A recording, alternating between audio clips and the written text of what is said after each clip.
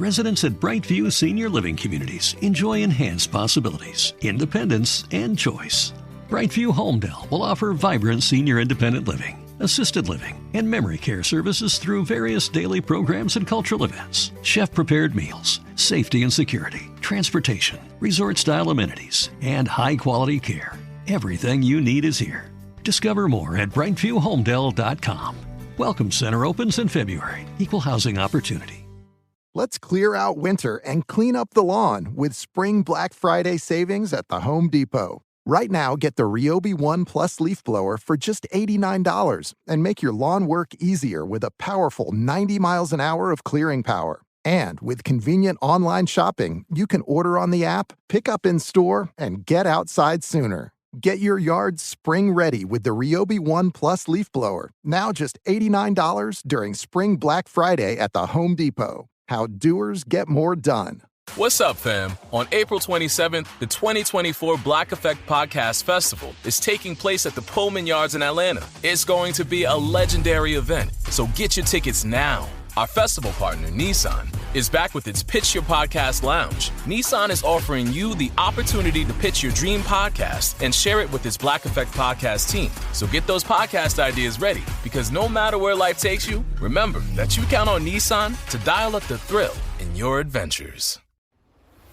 Hey everyone, I'm Brian Austin Green. I'm Shauna Burgess. And I'm Randy Spelling. And you are listening to Oldish, an iHeartRadio podcast. Hey everybody, welcome to another episode of Oldish. Randy, what's going on, man? I'm feeling youngish today. Dude, it's just me and you, still. It's just you and I. My fiance is gone, still. Heartbreaking. How has that been? Oh no! It seems like you could. Yeah, it seems like you could.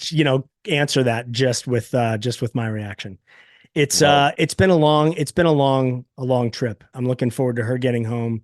I miss her. I miss Zane. The kids miss her and Zane incredibly.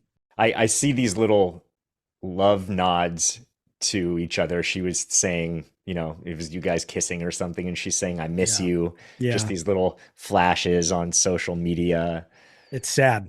Yeah, right. That's all we have, an Instagram story. It's right. That's all our relationship has become. Yeah, right. We talked about this before. I had all of these plans. I was like, oh, she's going to be gone, so I can do these things around the house that I haven't done. And, I'll have the house to myself to be able to really focus on them and do that. And then life happens and I'm incredibly busy with work and I'm sort of all over the place. And she does a lot around the house. I mean, she's a major part of this household. So for her to not be here, I feel it. I feel it every day just in getting up and the things that we're used to doing together, whether it is having a cup of coffee and feeding the dogs, getting the kids ready for school. It's a whole different, it's been an adjustment period, and it's not, I don't think it's one that I enjoy. I absolutely prefer having her here. Oh, she's going to listen to this. I'm going to write her after this and say, Sharna, good news. You are not disposable. Right. You're welcome to come back at any time. Right. Ryan would love to have you there. Well, what is the line? Absence makes the heart grow fonder. And I think sometimes in that absence, really realizing, oh, this is the role that this person plays, even if it's just energetic and emotional, is just having that other person to bounce stuff off of. And you two are so good like that. You're so in sync. Yeah, she is definitely my better half. And so I miss her immensely when she's not here. You can feel it in the home. It's just not the same place. Understandably, the saying is absence makes the heart grow fonder. I would say absence makes the heart crush and die while she's not here. So needless to say, I'm really looking forward to her coming home. The kids are really looking forward to it. The dogs are really looking forward to it. Just the house, just life is really Brian, I can see it that you really do miss her. Yeah, I do.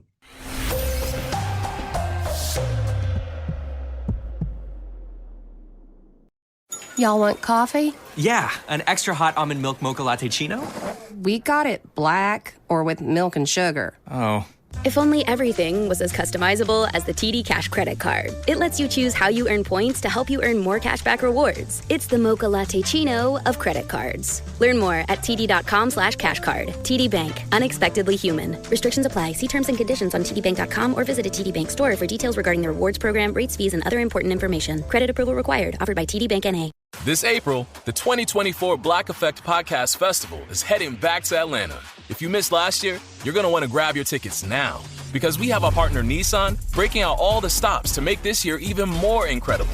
Nissan and the Black Effect are giving back. They're helping to empower HBCU scholars with their Thrill of Possibility Summit, an action-packed weekend of community building, mentorship, and professional development dedicated to HBCU scholars pursuing professions in STEAM. But don't just take my word for it. Hear from the students themselves. That was an amazing experience. I'm getting a lot of exposure and networking opportunities, so I'm really just grateful to be here. Well, I was just honored to be there, to be honest, and I was just very inspired, and I'm just glad that they were able to make that impact and sow that seed into our lives. But wait, there's more. On top of supporting the next generation, Nissan is bringing back the Pitch Your Podcast Lounge. That's right.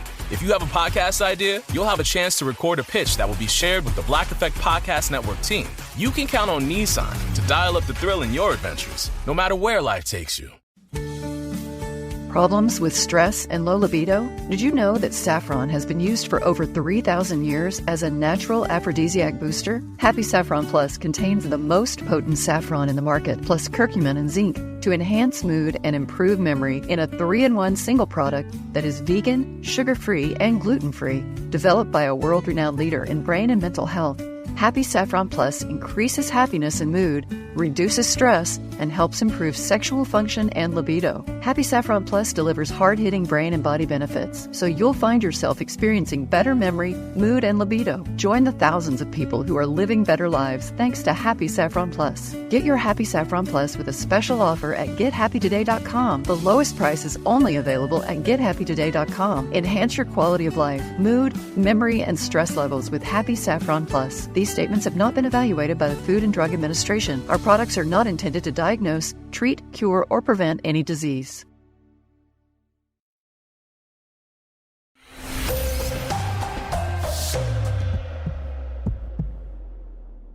Let's get into this guest. Yes. This guest is really, really exciting. Her name is Lucy Walsh. She is the daughter of Joe Walsh from the Eagles, which I'm sure I didn't have to say to many people. She's doing all sorts of stuff. She's an actress in film, television. She's a writer. She has a book coming out tomorrow, March 12th. An incredible book. I cannot wait to talk to her and get a little more information about this, because I think that's an amazing idea to really embrace the story of your family and your roots and where it came from and where you are now and what you can learn from it. And we can all learn amazing things, I think, in visiting history. So I say we bring her in. What do you think? Let's do it. Let's do it. Ladies and gentlemen, Lucy Walsh. There she is. Hey. Hi, Lucy. Hey, Lucy. Hi. How are you? I'm good. Thank you so much for being here with us today. Oh my God, I've been so excited about this. We're incredibly happy to have you here. So first of all, I'm shocked that with all the acting and the work that you've done, that we have not met each other and worked together on something. I know. It's wild. I've always known of both of you, of course, and I'm shocked as well. We definitely run in the same circles. So it's high time we connected. And also because I never go out in public. So that might have that might have something to do with it. That absolutely might have something to do with it. Well, we're here now. Sharna is not here. So okay. A member of Oldish is in Australia. Well, please give her my love. I will, absolutely. Can't wait to meet all of you in person. Give you. Yeah, I know. This whole Zoom thing is the Zoom thing is tough. So you're singing, you're acting, you are touring, you're doing all sorts of things, and now you're writing. Walk us through the steps of where you started with all of this first, how this passion came to be. Please take us on that journey. Well, I always wanted to write a book since I was like 5 years old. And for most of my life, I thought that you had to be incredibly smart and go to some big fancy school to get a degree to be. Yeah, I still feel that way. Yeah, I know, to be a writer. And so I just really shied away from it for a long time. But It was always a dream of mine. And I really didn't mean to write this book. What happened was when I was 17, my grandmother gave me the 63 remaining love letters that my grandfather Dale had written her in World War II. I have one of them here. This is from New Year's Eve, 1944. My grandfather was in France, right behind the front lines, and he's incredibly lonely. And this letter is incredible. It smells incredible. And I have 60. What does it smell like? Oh my God. Well, you must have old books and like musty. Yeah, like it's not an altogether pleasant scent, but you were like, I'm gonna just keep smelling it anyway. Old, it means right. Something. It connects me to something. Yeah. Right. No. Yeah, it's just this, you smelled old books. It's just such a unique thing. And they're just so special, these letters. And when I got them at 17, I knew that I wanted to turn them into a film someday, but I didn't know how to do that yet. So I started asking questions of my grandparents. And my grandfather died of Alzheimer's before I really got a chance to speak with him. And that really scared me, watching him die that way. I'm sure you have lost loved ones to some form of dementia. It's very common and very... My father... It's brutal. Really? It's tough. Yeah, it is. It's brutal and can be cruel to the... It's tough because it seems like at the time when you really want to connect the most and you really want to end a relationship with someone, you're not able to, and it's so frustrating. It's heartbreaking. I know. Did he die of Alzheimer's? He died of, he had a stroke a couple weeks before, and then his body was giving out, but he had dementia, and it progressively got worse and worse over about 4 years. And just watching that person slip away and change the way that you know them as is really tough. It's traumatizing and heartbreaking, and it's and it really scared the hell out of me when I watched my grandfather go through that for 7 years. It was a long demise. And I think my trauma response was to go into overdrive of asking questions of all my loved ones, because I didn't know where Alzheimer's was going to strike next. And I also felt that if I could just gather everyone's memories, then Alzheimer's could never win. And but that's not possible. But so that ultimately led to me interviewing my grandmother for 3 days in her nursing home when she was 97. And that interview was our final conversation. And that's what the book tells the story of. She died 4 months later. And it was a big lesson for me in not taking time for granted. Now, was that your intention in sitting down with her? You knew this is going to be in part an interview because this is what I want to do, or was it at the end of all of it where you went, I learned so much over the last 3 days that I need to write this. I need to share this with people. Yeah, it did not. It was not my intention to turn those 3 days into a book. I was still doing it for the sake of collecting information to make my film someday. I kind of felt like a squirrel collecting nuts for winter because I knew she didn't have long. So I interviewed her in 2010, and it took me 14 years to finish the book. And so the book really came about because I couldn't stand not doing something with it all. And I was so intimidated by how to go about the film that I just had to write it down or I was going to lose my mind. And the more I wrote, the more it solidified, and I really committed to publishing, and it's been a 14-year process. Wow. So I'm very proud to be holding it in my hand today. I can't imagine talking to you now about it. I cannot imagine that feeling. To see you holding a book and know I did it. I went all the way through. I'm holding it now. It's coming out. That's amazing. I dreamt of that since I was 5. And, it's not about me. Great, whatever. I wrote a book, whatever. But this is for all of us. The reason I felt so compelled to publish this is because the most generous gift we can give to each other is to compare notes on what it means to be human. That's what you guys do every episode of your podcast. I've listened to so many episodes. Yeah. That's how we help each other get through this life, because nobody knows how to do it. All we can do is compare notes. And this book really, for me, is a deep dive into what it means to be human, what it means to embrace ourselves as we are, fucked up and imperfect and confused and in pain and all of that.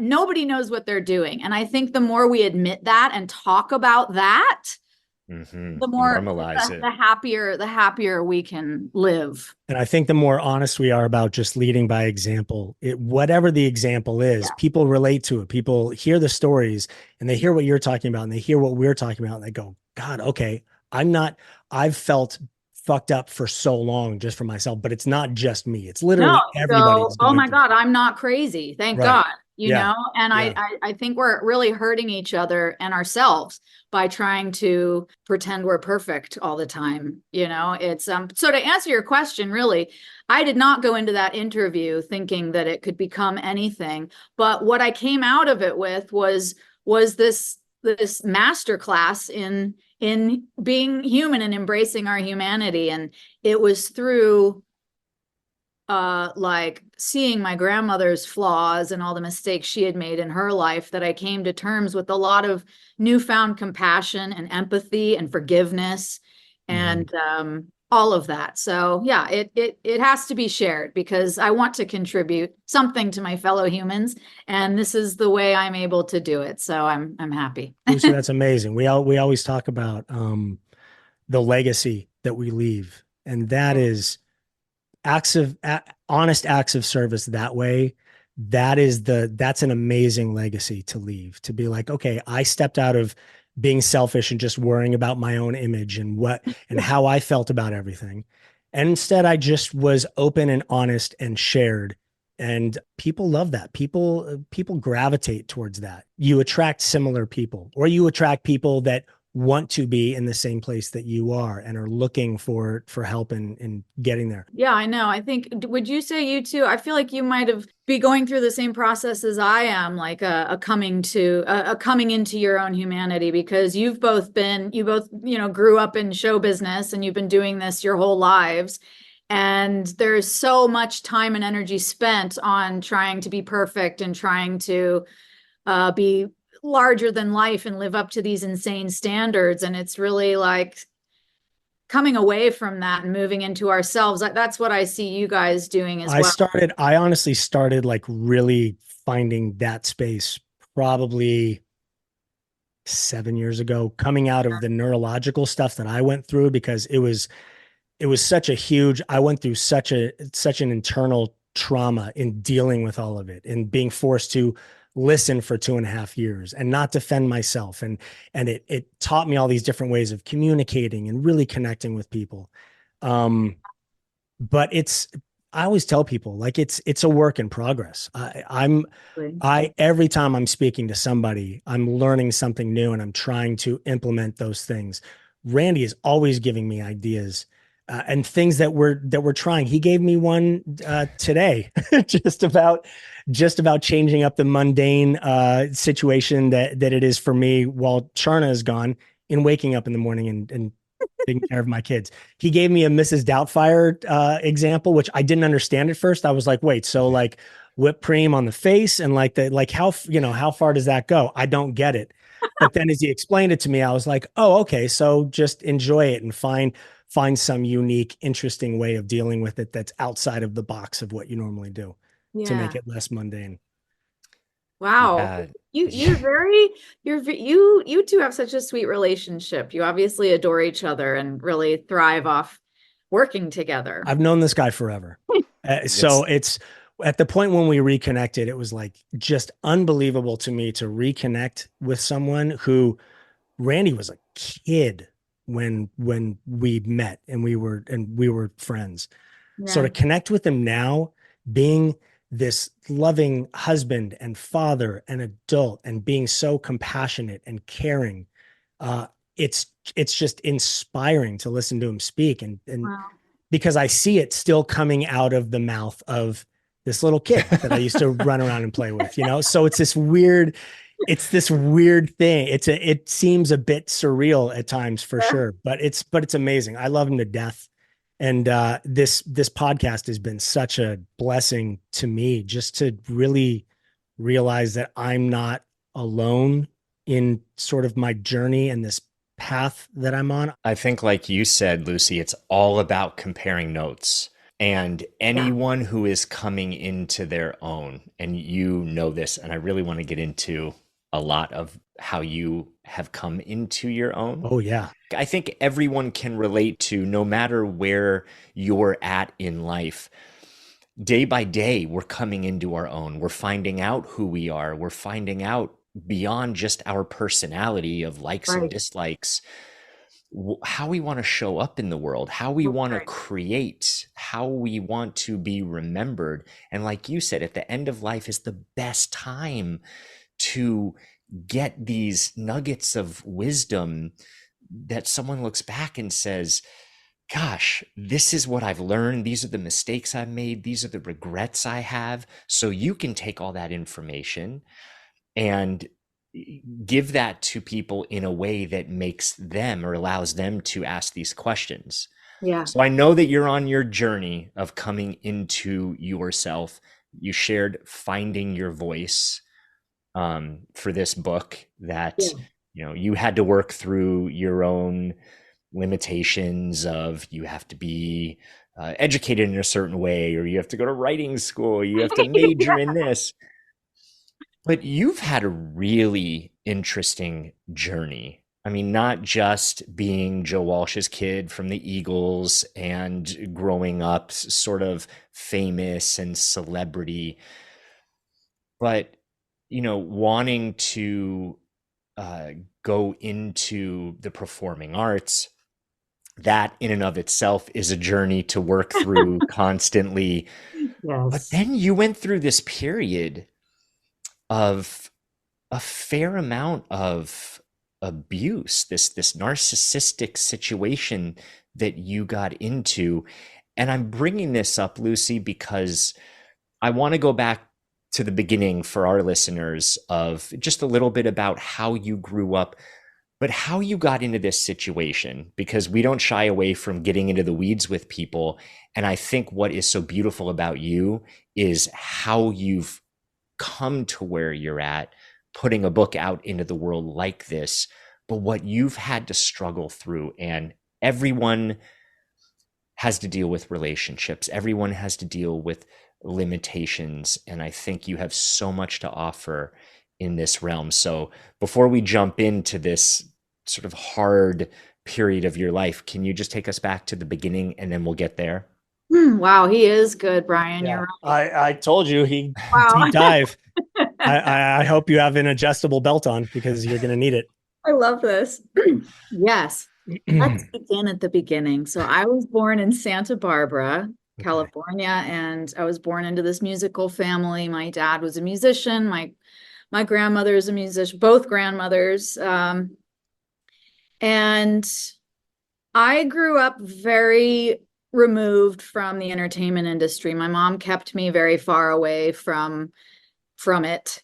And I knew, I was always an artist and a performer. That's all I ever wanted to do. And around 5 years old as well, with the book idea, I saw Vivian Leigh in Gone with the Wind, because I used to watch that constantly. Really? I don't know why I watched really heavy movies. Yeah. I watched that and like the 10 Commandments on rotation and How the West Was Won, like those three. Wow. Okay. But I saw Vivian Leigh and I literally pointed at the screen and had this moment of recognition that that's what I was.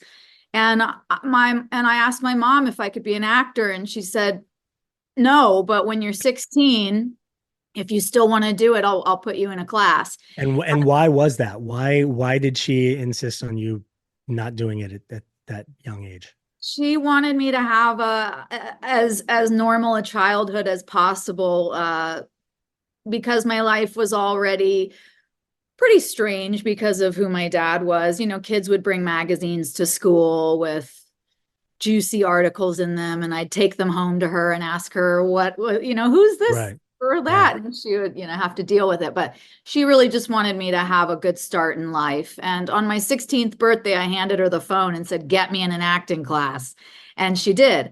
But I grew up in a Waldorf school. And I had a very naturalistic life. Like, I was born at home with a midwife and no drugs. Okay. And I had no sugar as a kid. I didn't watch television. Sounds like my exact lifestyle. Right? Really? Are you a Waldorf kid also? I wasn't, but my daughters are. Are they? Yeah. No sugar at home. And my kids they go to a school that very much follows the same philosophy. Yeah. It was a wonderful way to start out. And when I was entering high school, I actually had to switch to public school. And Brian, I have a really funny thing to tell you. Okay. So I didn't watch any television, right? So I had never seen 90210. Okay. But I get to high school, and of course, it's like the biggest thing in the world. And every Wednesday, every girl in the whole school wore white shirt and blue jeans for 90210 day. Oh my gosh. I had never seen it, but I wore the outfit because I wanted to fit in. And I just remember feel like I had no idea about the show. I had no idea anything, but I wore my white shirt and blue jeans every Wednesday because I had to be in the 90210 crowd. So got it. So you pulled up in your Amish horse and buggy. My Amish horse and buggy with your jeans and your white shirt, and you were like, "Hey, I don't own a television, but 90210. Let's do this." 90210, baby. Yeah. Very fun. So my friends are freaking out that I'm on your podcast today. Are they really? Oh, are you kidding? Come on. Yes. All my women are oh, boy. Have many messages for you, but I won't take our time up with that. Okay. Well, if there's time at the end, then we'll get into that. Right. Give me the messages, please. So anyway, that there's so much to be said. It's hard to fit one's life into a single answer, but that's how I began. And I'm really grateful that I had parents that didn't fill me with any negativity about being an artist, because so many of us have to deal with parents that are afraid of that path and want them to be a banker or get a real job or go for security or whatever. But luckily, I had a parent who was very successful as an artist. And so that starving artist mentality really didn't exist in my family. And I'm really grateful for that, because I've been very supported in being a performer myself. It's amazing.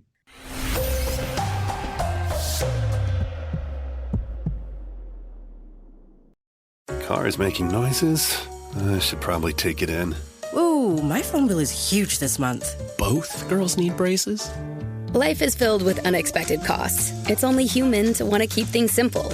Introducing the new TD Clear credit card. With no late fees, no interest, and just a simple monthly fee, it's designed to help you manage your expenses. TD Clear. To learn more about credit costs and terms, call 1-844-TD-CLEAR. TD Bank. Unexpectedly human. This April, the 2024 Black Effect Podcast Festival is heading back to Atlanta. If you missed last year, you're going to want to grab your tickets now, because we have our partner Nissan breaking out all the stops to make this year even more incredible. Nissan and the Black Effect are giving back. They're helping to empower HBCU scholars with their Thrill of Possibility Summit, an action-packed weekend of community building, mentorship, and professional development dedicated to HBCU scholars pursuing professions in STEAM. But don't just take my word for it. Hear from the students themselves. That was an amazing experience. I'm getting a lot of exposure and networking opportunities, so I'm really just grateful to be here. Well, I was just honored to be there, to be honest, and I was just very inspired, and I'm just glad that they were able to make that impact and sow that seed into our lives. But wait, there's more. On top of supporting the next generation, Nissan is bringing back the Pitch Your Podcast Lounge. That's right. If you have a podcast idea, you'll have a chance to record a pitch that will be shared with the Black Effect Podcast Network team. You can count on Nissan to dial up the thrill in your adventures, no matter where life takes you. Tired of endless diets and weight loss struggles? It's time to say goodbye to frustration and hello to results. Introducing Smart Metabolic Burn from BrainMD, your breakthrough solution to fight stubborn body fat. Imagine burning fat, balancing glucose levels, and regulating metabolism in just 12 weeks. This unique 2-in-1 product combines the power of 2 clinically studied ingredients in one revolutionary formula. Berberine, which targets abdominal fat, and OEA, which curbs your appetite. With just 2 capsules a day, Smart Metabolic Burn by BrainMD can kickstart your metabolism, fight stubborn body fat, especially that pesky abdominal fat, and support your weight management journey. Right now, save over 30% on Smart Metabolic Burn at GetSmartBurn.com. The lowest price anywhere. That's GetSmartBurn.com. Don't delay. Transform your life with Smart Metabolic Burn from BrainMD. These statements have not been evaluated by the Food and Drug Administration. Our products are not intended to diagnose, treat, cure, or prevent any disease.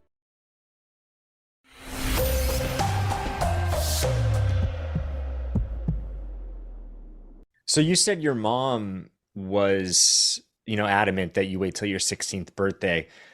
What about your dad? Was he in that decision-making process, or was he not around as much? He was not around until I was 12. Before that, I saw him about once a year, and it was usually supervised. But the rule with my dad was you're not allowed to fall in love with a musician. Okay. Oh, okay. Okay. You're not Very allowed specific. to fall. No. Okay. I mean, Got I that. could understand living his life Yeah. saying no. Right. Musicians. So Right. of course that was the only men. Those were the only men that I was interested in, Of course, Murphy's Law, right? Of course. Right. And why was it supervised? He hadn't gotten sober yet. Okay. And my mom was very adamant about when you're ready to get sober, I'm right there to make sure you have a relationship with Lucy. But until then, there's going to be boundaries. Did you want a closer relationship with him? Did you want to see him more? Not when I was young. I remember being very confused and anxious when I would see him because my mom got remarried when I was like 3. And so I had a stable father at home. I talk about him in the book, and he's called my gym dad because I have Jim and Joe, and I don't like to call him my stepdad because he's my father. Sure. So I've had 2 fathers in my life. But when I was very young, before my dad got sober, I remember being really torn between the 2 men. Like I felt like I was cheating on my stepdad if I wanted a relationship with my real dad. And I didn't understand how to love them both. I felt like I was doing something wrong. And my dad would see me a couple times a year, but then he would leave again. And as a child, that was painful. And so I remember feeling like it would be easier if he just never came around because it's too hard. Why should I love him if he's just going to leave again? And, or like I remember one birthday, like a limousine pulled up to the house and it was full of toys. And I was maybe like 7. And the driver was bringing in these boxes of toys. And I was just thinking, why do I want these toys? Like, where's my dad? Right. And it just always felt like it would be easier if he just never came back. Did you also feel pressure though when you did see him of the relationship you're supposed to have because he is your biological father, and so then when it's not completely there, you're trying to put too much on it and create something that doesn't exist? Did it feel forced? It felt very forced. Yeah, exactly. And I hope when he hears this that he knows that this is all said with love, because it wasn't his fault. It was just, it's the way it is. I always say, like, people, their journeys that you go on, and it's, the journey of the relationship that you had with your dad then is what made you who you are now. Yeah. And so as much as it's like, God, I wish it was different. It's like, honestly, when people ask me, what would you go back and change? It's like, nothing. No, absolutely nothing. Nothing. Everything that I've gone through has created exactly who I am right now. And I love who I am right now. I do too. I'm so grateful for my for the things my soul came here to work on this time around. And I thank my dad in my book as being my greatest teacher. And I mean it, because at that time, yes, it did feel forced. And I'm glad to be talking about this, because most people just usually ask me what it's like to have a rock star father. And that's a boring question, but totally this is what it was really like. So because we'd only see each other once a year. Yeah, you're right. It was like Christmas. And I would just like overcompensate so much to like be good and be worthy of his love, so that maybe if I could figure out how to it'll change, love me, like he would stay and he wouldn't leave anymore. And if I could just figure that out, then I could fix it. And that was exhausting and very traumatizing for a kid. And so what would happen when we would see each other is he would take me shopping. That was like what we did together. And he would buy me a dress. And I didn't like dresses, but I would always let him buy me the dress, because it meant getting to spend that time with him. And even today, I really don't enjoy clothes shopping. And I've kind of related it back to those times. Interesting.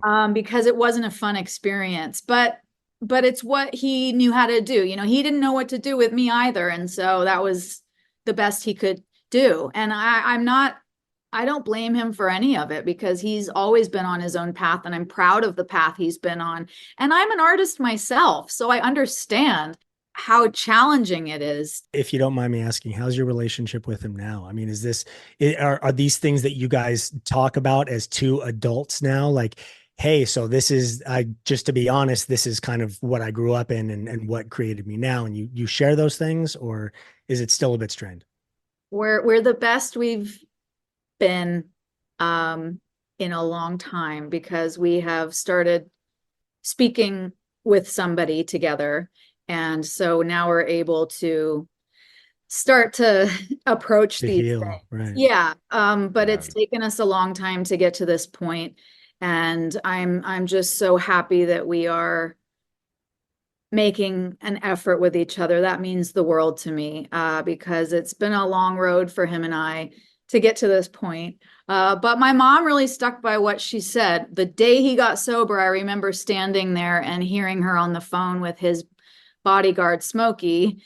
And I was taken like right to his bedside in the rehab center. I don't know why I would have been in there, but I was taken right to him.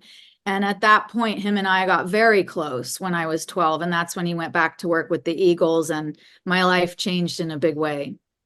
Wow. How did it change? Well, I hadn't realized how famous he was before that.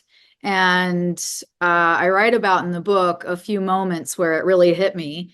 And one was being at the Rose Bowl for one of their first concerts back and watching from a box up above.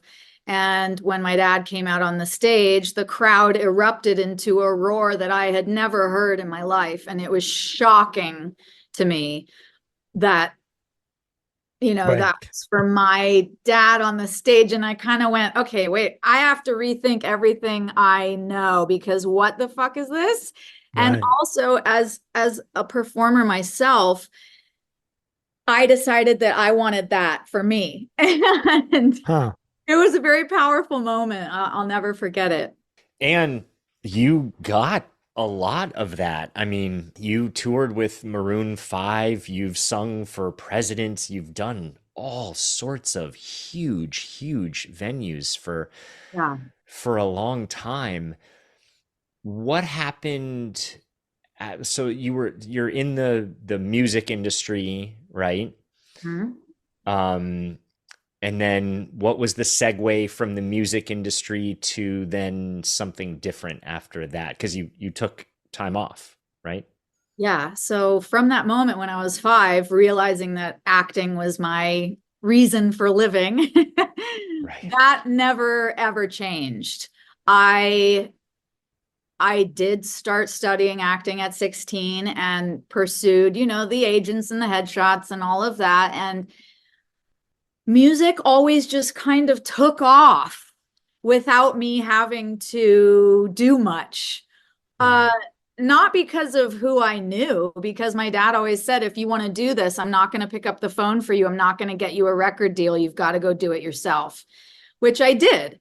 But it was, I'm just a natural musician. And so as much as acting was my number one, and that was like what I would die to do, music was just always like, and we're going to take you over here now. And so that really led me away from acting. I got a big record deal, was signed by Jay-Z to Island Def Jam, and started touring with other musicians in their bands, and, you know, all whatever. And that took me away from acting until my late 20s, when I was on tour with Maroon 5, and I really couldn't stand that I wasn't acting. And I made a choice to stop the touring and to stay in Los Angeles and really commit to it and pay my dues. And that's what I did. And that was a terrifying decision. I'm sure you've made those decisions in your life, because I was making incredible money. Yeah, and you were at this point in your career where it was like, why would nobody in their right mind would step away from that? Nobody. Right. Yeah. And I said no to things that like make me cringe right now, but it was what was in my heart. And so I did that. And I'm the kind of person that if I make up my mind and commit to it, I'm 110% in. And I was decided to get in an acting class and do the whole thing. And that's when I arrive at the narcissistic abuse situation that you mentioned. Okay. In the acting class. Yeah. Okay. So, I mean, we've both been in acting classes before, so all of us have gone there. What went so wrong? Yeah. How did that go south? Well, so I heard about this woman, Gloria Gifford, and was told, oh, you must go to her class. She's fabulous. And I was told that by a trusted family friend who's very successful in our business. So I just went. And Gloria is a narcissistic abuser, and her class is a high control group, and it's all under the umbrella of Scientology. And I was there for 10 years. And at the beginning, we've all dealt with narcissistic abuse, and most of your listeners have as well.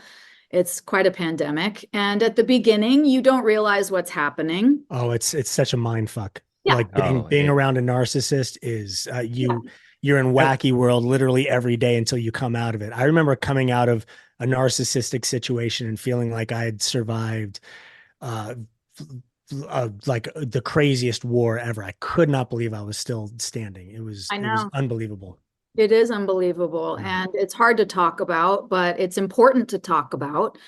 And by the time I realized where I was so weak and brainwashed that it took me a good 5 years to escape. And I say escape because that's exactly what you have to do with a narcissist. Mm-hmm. And it wasn't until COVID happened and the theater shut down and I could actually physically get away from her that I escaped. And the abuse that I dealt with in the 10 years I was there was life or death for me. And it just absolutely derailed my life, everything, all my family relationships. I was completely isolated. I had no money. I was physically weak. I was sick. I was depressed on the way to suicidal.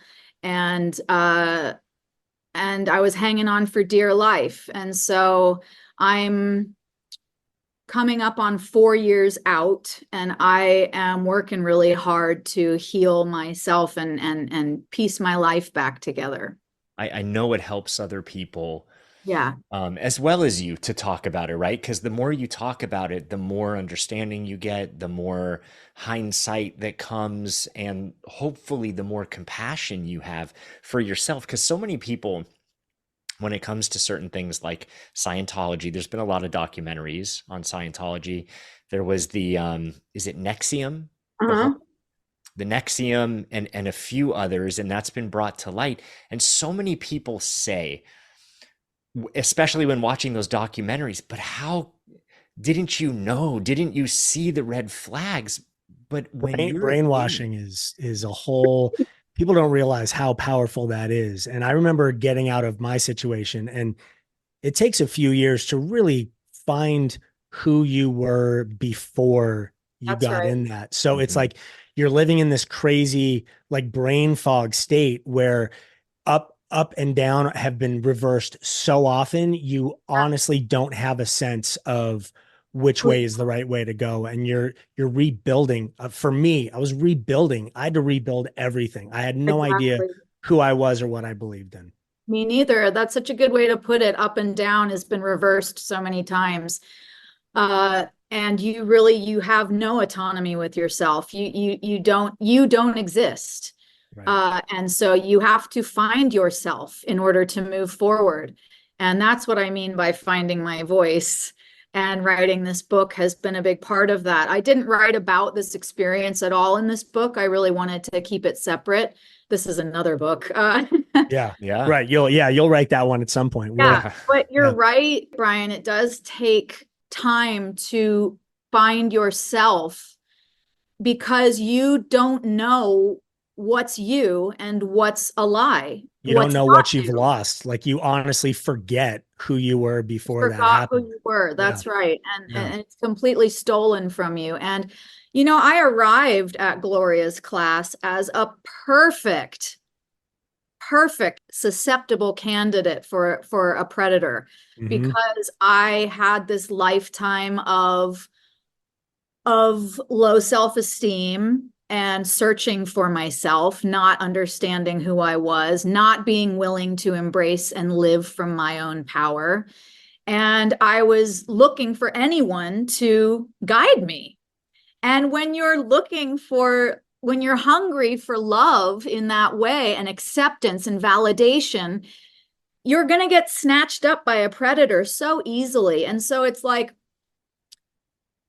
you can't sit there and be arrogant about, oh, well, didn't you see the red flags? Because in life, we train ourselves to ignore red flags in order to get validation and love. Yep. Yeah. And you don't want to believe the red flags. Yes. You don't want to deny attention and fitting in somewhere and finally feeling like you found home. That's right. So it's you bust your ass to try and come up with some way of justifying these crazy things that you're doing that are so outside your character. Absolutely. You're like, oh, I didn't do, they're outside my character because I didn't understand how amazing this would be when I was younger. Exactly. And that I was missing all of this. It's all justification. That's how the abuse takes hold of your life and corrodes your soul. And I would say that going through the abuse under Gloria Gifford, I will say her name again and again, because I ain't afraid of no predators no more. But going through that 10 years of life-threatening abuse was a very important part of how I'm able to speak about what it means to be human now. I think that was something my soul needed to arrive at in understanding how to finally step into my own power and never again give up my freedom. I didn't understand what true personal freedom meant until I went through that. And it was a very valuable experience for me because I will never, ever, allow anything like that to happen again. Yeah. And I didn't know that before this. Yeah, my feelings and thoughts they were so much more powerful afterwards. And I was like, I'm never again going to question myself ever the way I did in that. Like, I'm not going to let, and I mean, bells were going off constantly. I can't tell you how many times I just be sitting in situations going, I cannot believe I'm in this right now. Well, like, can you actually share for both of you? Because I think it's really important for everyone listening, because they're going to be asking, well, what are the signs? What are the red flags? What should I be looking out for? Can you explain some of those? I would recommend learning about narcissistic abuse to anybody interested, because the checklist of like how to recognize it is very specific. They are a very specific animal. They're very intelligent. They're very good at what it is they do. So I would say, like you said, I think you absolutely hit the nail on the head. Like, research, study, find the signs if you can, the Yeah. things to look for, little personality traits, little right. ways you feel, little, things that other people have experienced. It's Yeah. like it honestly, the more education you can get on it in different ways, the better when you're in it, because when you're in it, it's like somebody saying, as you're drowning in the ocean, well, just swim to the boat that's right next to you. And you're like, I'm in the ocean right now. I can't learn how to swim while I'm in the ocean. That's like right. it's really difficult. Yeah. So in the beginning, I was experiencing one of the checklist points, which is love bombing. So in the beginning, Gloria was very complimentary, you mean? Loving with me. Yes. Very gentle, very motherly, very loving, and drew me in that way. And they also in the beginning is another check mark, whatever. Gloria would like collect a lot of information about me, like asking me a lot of questions. Oh, let's go to lunch by ourselves so we can, talk. And it's like you're sharing your heart. You're giving everything. But it's for them to collect to use later. Because they use it against you. Yeah. And when they're telling you how messed up you are and how much better right. your life is with them. That's right. Exactly right. When they're making you dependent on them, which is a later phase. But during that love bombing phase, which was like my first year or so in class, I witnessed things happening to other people that I was forced to start to make justifications for, like you said, Brian. And I saw there was a lot of physical abuse that went on. I remember there was a woman in our class who was upset, and Gloria was like pushing her to do something she wasn't comfortable with. And she tried to leave the theater. And there were about 50 actors in this room. And Gloria got up and body bumped her into the wall and took her by the arms and shoved her into the wall and was physically assaulting her. And this woman was terrified and she was screaming. And she had claw marks that were bleeding in her arm. And I spoke to her recently because there were some of us survivors that spoke out in the Hollywood Reporter about Gloria last year. And this woman was not willing to come forward because she said that she had lied to her husband about how she got those claw marks because she knew that her husband would go after Gloria. And I witnessed that. I witnessed a lot of hair pulling and slapping.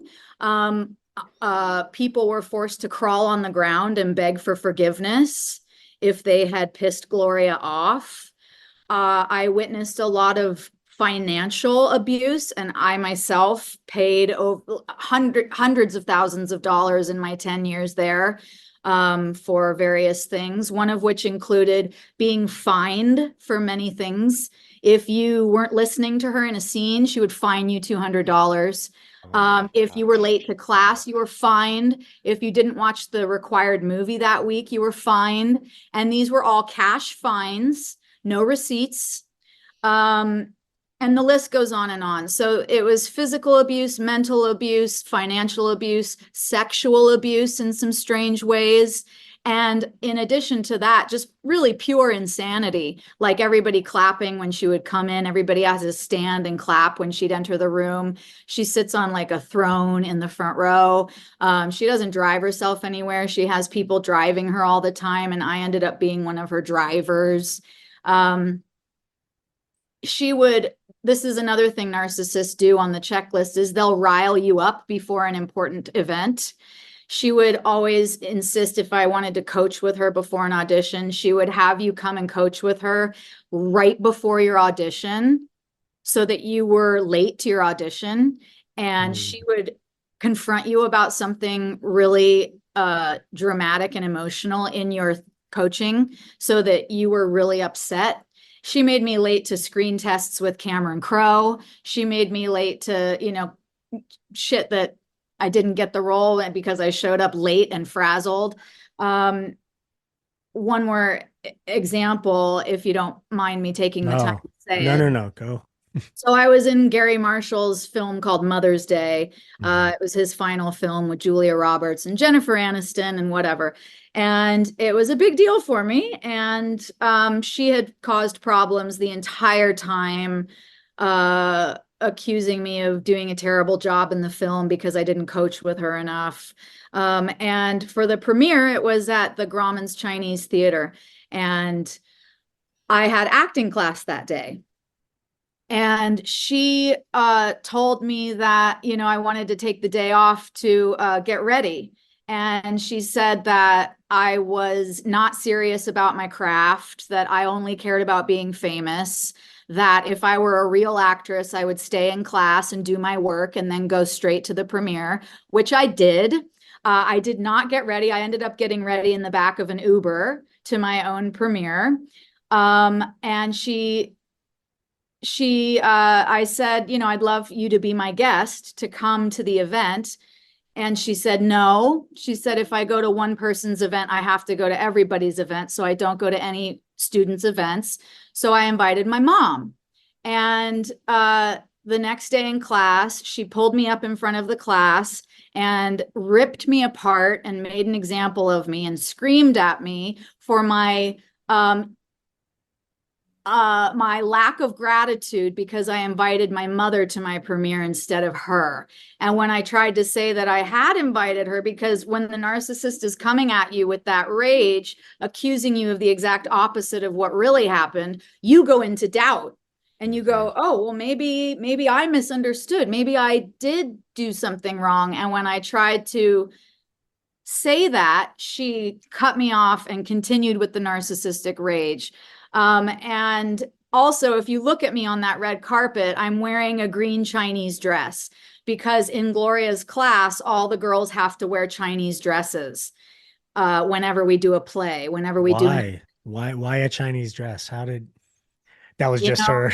That was the high control groups. They like the uniform of their members. Okay. And I was so not willing to have a fight with her about what I was wearing because she always shames women about how they look, their outfit choices. There was a lot of body shame in her class, that I just wore the Chinese dress so that I wouldn't have to have a fight.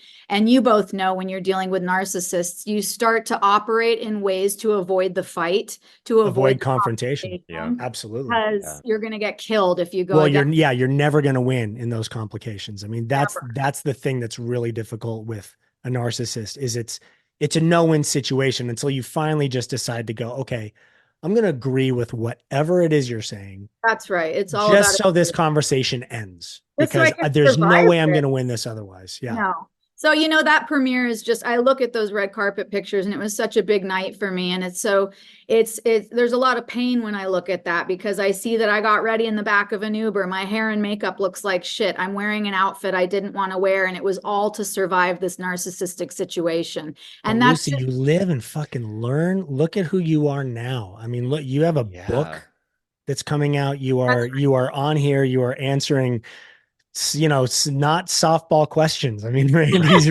Randy really digs in and you are in and you're inspiring people.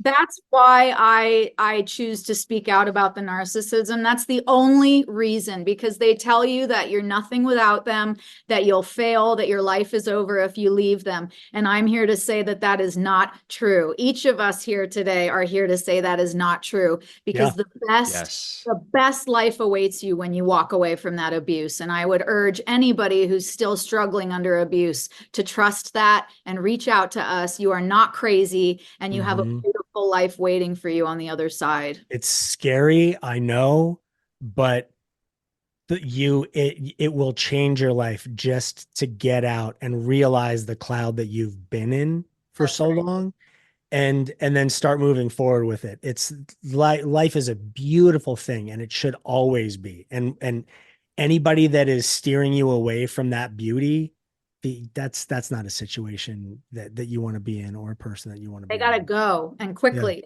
Yeah.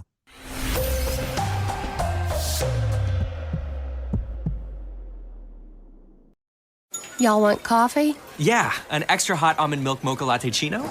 We got it black or with milk and sugar. Oh. If only everything was as customizable as the TD Cash credit card. It lets you choose how you earn points to help you earn more cashback rewards. It's the Mocha Latteccino of credit cards. Learn more at td.com/cashcard. TD Bank, unexpectedly human. Restrictions apply. See terms and conditions on tdbank.com or visit a TD Bank store for details regarding the rewards program, rates, fees, and other important information. Credit approval required. Offered by TD Bank N.A. This April, the 2024 Black Effect Podcast Festival is heading back to Atlanta. If you missed last year, you're going to want to grab your tickets now because we have our partner Nissan breaking out all the stops to make this year even more incredible. Nissan and the Black Effect are giving back. They're helping to empower HBCU scholars with their Thrill of Possibility Summit, an action-packed weekend of community building, mentorship, and professional development dedicated to HBCU scholars pursuing professions in STEAM. But don't just take my word for it. Hear from the students themselves. That was an amazing experience. I'm getting a lot of exposure and networking opportunities, so I'm really just grateful to be here. Well, I was just honored to be there, to be honest, and I was just very inspired, and I'm just glad that they were able to make that impact and sow that seed into our lives. But wait, there's more. On top of supporting the next generation, Nissan is bringing back the Pitch Your Podcast Lounge. That's right. If you have a podcast idea, you'll have a chance to record a pitch that will be shared with the Black Effect Podcast Network team. You can count on Nissan to dial up the thrill in your adventures, no matter where life takes you. Tired of endless diets and weight loss struggles? It's time to say goodbye to frustration and hello to results. Introducing Smart Metabolic Burn from Brain MD, your breakthrough solution to fight stubborn body fat. Imagine burning fat, balancing glucose levels, and regulating metabolism in just 12 weeks. This unique 2-in-1 product combines the power of 2 clinically studied ingredients in one revolutionary formula. Berberine, which targets abdominal fat, and OEA, which curbs your appetite. With just 2 capsules a day, Smart Metabolic Burn by Brain MD can kickstart your metabolism, fight stubborn body fat, especially that pesky abdominal fat, and support your weight management journey. And right now, save over 30% on Smart Metabolic Burn at GetSmartBurn.com. The lowest price anywhere. That's GetSmartBurn.com. Don't delay. Transform your life with Smart Metabolic Burn from Brain MD. These statements have not been evaluated by the Food and Drug Administration. Our products are not intended to diagnose, treat, cure, or prevent any disease.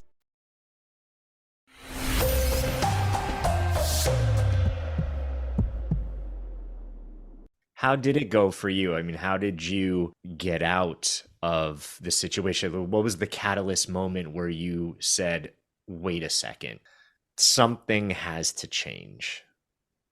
Yeah, well, that's such a big question because the example I just gave you is one of thousands of things that happen to me constantly and others. There are hundreds of people who have come in contact with Gloria and been abused by her. Many of them are still in her class and many of them are too afraid to speak about it. So I was in a situation where I was completely cut off from all my friends and family.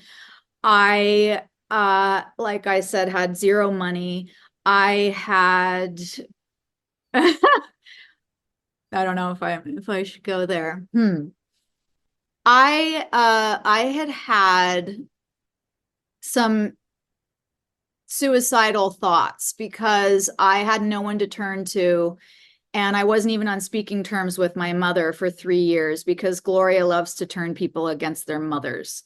She has a real thing about mothers. But I really knew that I was gonna die if I didn't leave because I was so weak that in the morning when I would wake up, my depression was so painful that I would be crying before I would open my eyes. And I feel like there wasn't one, well, yeah, I do remember one morning in particular. It was like, I just stayed in bed all day. I was in physical pain from the depression.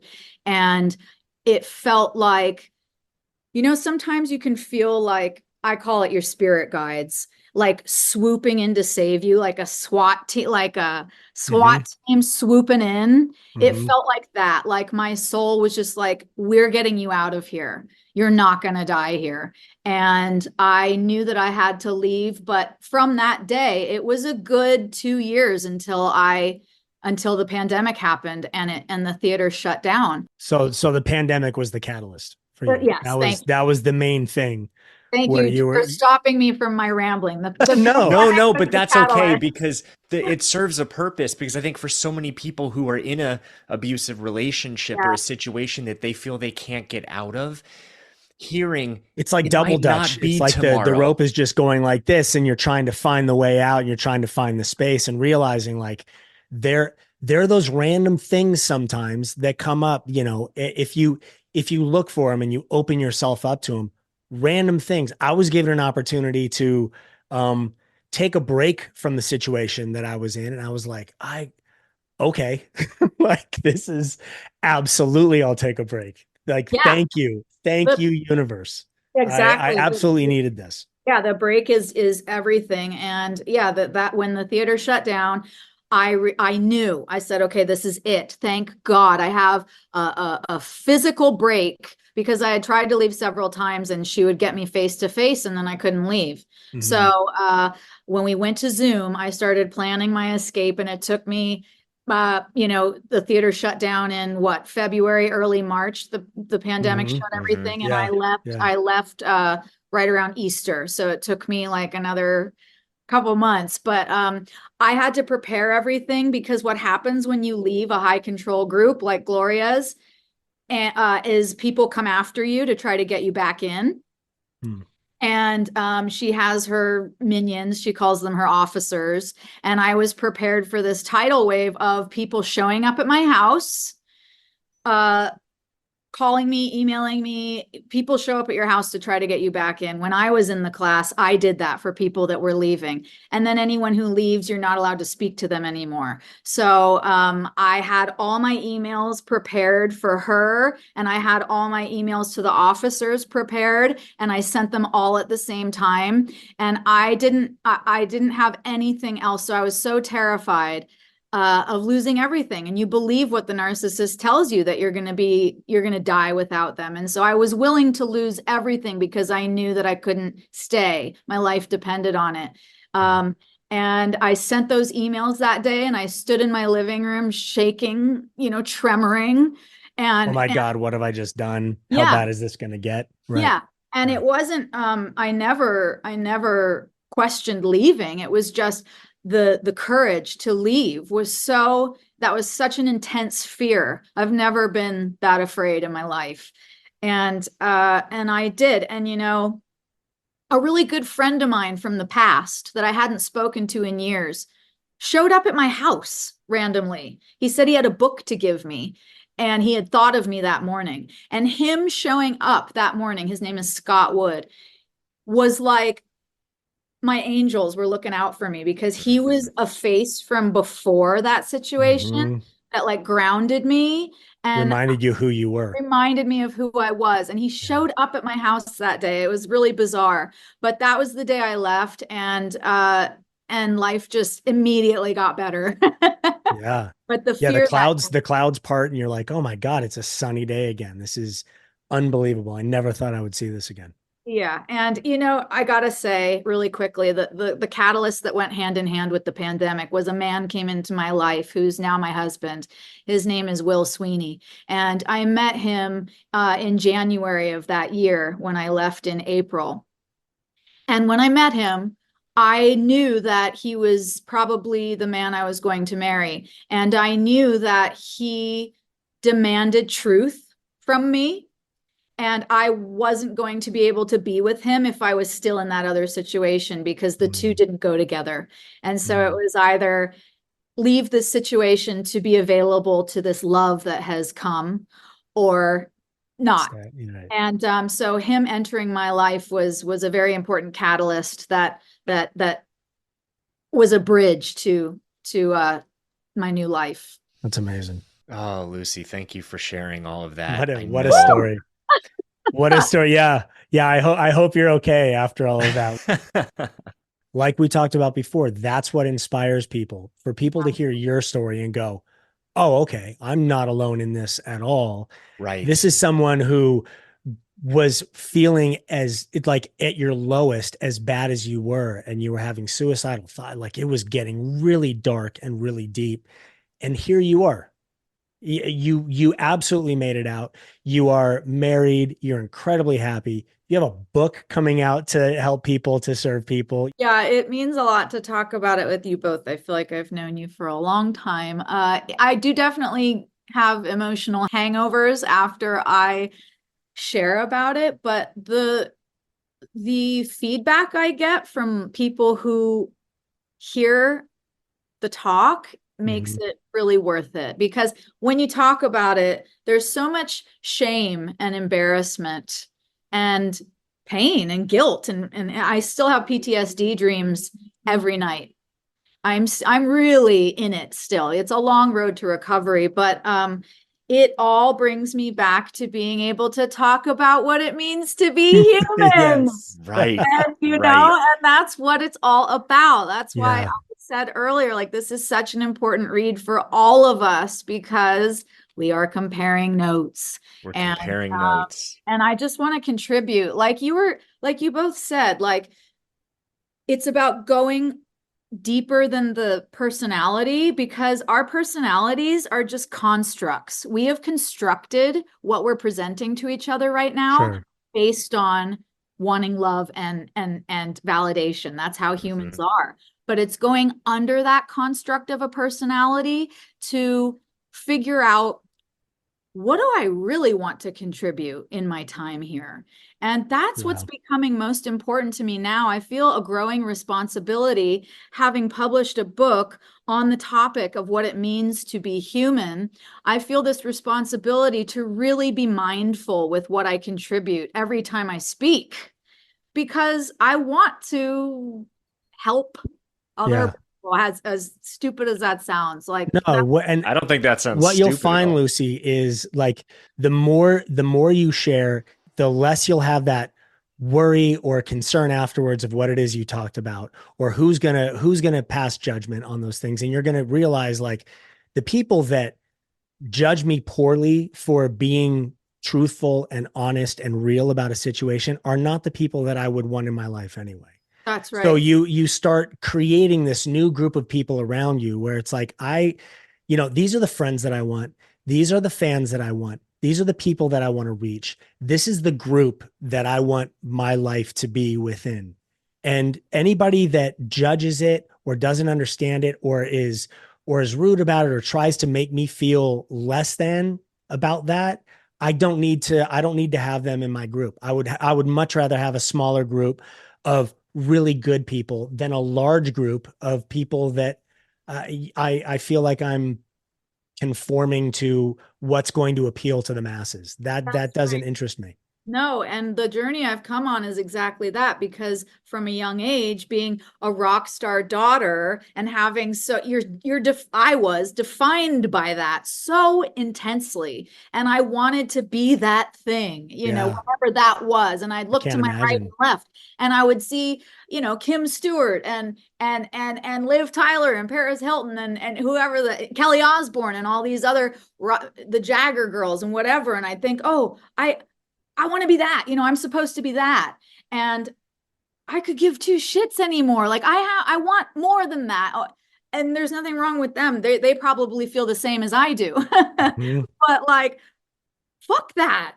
Like, that's my ego. That's my constructed personality. And if there's just so much more than it doesn't interest me at all anymore. I just want to. That's the young, insecure you trying to find your way. This is you now being honest and 1,000% yourself, and which I'm sure is you felt the same, Brian, with being absolutely the star of 90210. Like, I have to be that guy. Absolutely. And you, Randy, with being your dad's son. Like, I have to be that guy. I did. I chased that to be famous and be big. And there was a sense of, if I could have that bigness, which is what I saw around me, I can be important, which means I will feel important. And it never aligned. And I always was just a step behind of, am I important now? Am I important now? Do I matter now? And I think similarly, it's an ongoing journey day by day, but aligning with my purpose and living that allows me to know that I'm moving in the right direction. And it sounds like for you have always had a voice, because music took you, even when you loved acting so much. you had a voice and your voice is talented, but you finding your authentic voice and using that voice in a way that matters to you and connects you to people and them to you is something that I think that's the journey that you're on. Exactly. Lucy, you are an incredibly beautiful, kind, loving person. I'll take that hug now. We're so thankful that you joined us on this. We have to do this outside of Zoom. We have to I want to be in the same room. We'll do it when Sharna's back in town. We'll all get together. Yeah, let's go to dinner. You need to come down to Los Angeles at some point. I know. What about tell us? I need to come down. We all need to sit and what's the term? Break bread, break bread. Yeah. What about your book? Where can people find your book? Are you doing any book signings or anything like that? My book will be in stores and on Amazon March 12th. Remember Me as Human. And you can follow me on Instagram, The Lucy Walsh. I would love to connect with your listeners. I would love to hear how the book affects you, what's going on in your own family, how you relate to everything we said today. Please share with me on Instagram. I can't wait to read the book, Lucy. Yes. I'm really looking forward to it. And until next time, till we compare notes together again, thank you.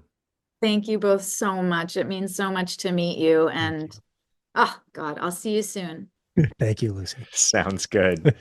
Bye, Lucy. Bye. Wow, what a great conversation. Dude, you're the man. You're the man as far as just really digging in on people and bringing out that true, authentic. And it takes a certain type of person, and you have that quality. You are incredibly good at making sure that people feel comfortable and loved when you're asking them questions. Thank you. You really open up a genuine line of communication with people, and people respond so well to that. You're so good at what you do. Brian, thank you so much for noticing. It does. It means a lot. And, I appreciate all that you share. I mean, even being in these situations, right? A lot of people go, oh, I don't want to talk about this relationship that I was in where I totally lost myself, or I questioned what was up and what was down because that's embarrassing. And I mean, that's what we're doing here, right? Is for all of our oldish team, are you listeners, we are talking about things because it is the human condition. We all go through similar experiences. And I think the more that we talk about it, the more we normalize it, and the more we can ask these questions from a place of curiosity, right? Like you said, it's not about a gotcha. Yeah. Let's get this shareable thing that's gonna bring it's not millions a clickbaity of clickbait. Thing right. Yeah. No, it's just to really understand what makes someone tick. And someone like Lucy, where she wound up finding her voice and all that she worked through to even write this book, what she had to go through to get there, to me, to get where she is now is that's an amazing journey. We're all on this journey together. Thank you for being on this journey with me, Brian. Yes, absolutely. Same, Randy. And thank you everyone for listening. This has been just another amazing episode of Oldish. I love doing this show. I love having these conversations. And I love that you all listen and you follow along with us. I mentioned this last time, but I want to mention it again. You can get in touch with Randy and you can actually sit with him and get into discussions and work on things within your life where you're feeling like things aren't quite lining up. I want people to take that seriously. Like I do this, I'm learning as I go. Randy is learning also, but Randy is incredibly good at what it is he does. So please feel free to reach out to him personally. People can reach you at Randy Spelling, right? On Instagram. Yeah, Randy Spelling on Instagram and randyspelling.com or randyspelling.com/help. And if there's something that you're struggling with or going through, or just a goal that you have, you want to create something new and different in your life, then reach out and see how I can help you make that happen. Randy's your guy. Do that. Thanks for listening, everyone. Thank you. Bye. thank you, everyone, for listening. Yes, you guys are amazing. Make sure you guys go and follow us on Instagram at oldishpod. And you can also go and leave us a message at our own hotline, which is 855-OLDISH-3. Make sure and write us a review. Leave us 5 stars if you loved it. Leave us 5 stars if you didn't. We love 5 stars. We love 5 stars. Yeah. We like 5 stars. Yeah. See you next week. Bye, everybody. Bye. See you next week, everyone. Residents at Brightview Senior Living Communities enjoy enhanced possibilities, independence, and choice. Brightview Homedale will offer vibrant senior independent living, assisted living, and memory care services through various daily programs and cultural events, chef-prepared meals, safety and security, transportation, resort-style amenities, and high-quality care. Everything you need is here. Discover more at brightviewhomedale.com. Welcome Center opens in February. Equal housing opportunity. Am I doing the right thing with my finances? Am I saving enough? Can I buy a house? Am I paying too much in taxes? Will I be able to retire? Putting a financial plan together feels impossible. What if I told you there was another way? Take Facet's free financial wellness quiz to get your score and a snapshot of your current financial health. Visit Facet.com now and discover your financial wellness score today. That's FACET.com. This ad is sponsored by Facet. Facet Wealth Incorporated is an SEC registered investment advisor. This is not an offer to buy or sell securities, nor is it investment, legal, or tax advice. Problems with stress and low libido? Did you know that saffron has been used for over 3,000 years as a natural aphrodisiac booster? Happy Saffron Plus contains the most potent saffron in the market, plus curcumin and zinc, to enhance mood and improve memory in a 3-in-1 single product that is vegan, sugar-free, and gluten-free. Developed by a world-renowned leader in brain and mental health, Happy Saffron Plus increases happiness and mood, reduces stress, and helps improve sexual function and libido. Happy Saffron Plus delivers hard-hitting brain and body benefits, so you'll find yourself experiencing better memory, mood, and libido. Join the thousands of people who are living better lives thanks to Happy Saffron Plus. Get your Happy Saffron Plus with a special offer at GetHappyToday.com. The lowest price is only available at GetHappyToday.com. Enhance your quality of life, mood, memory, and stress levels with Happy Saffron Plus. These statements have not been evaluated by the Food and Drug Administration. Our products are not intended to diagnose, treat, cure, or prevent any disease.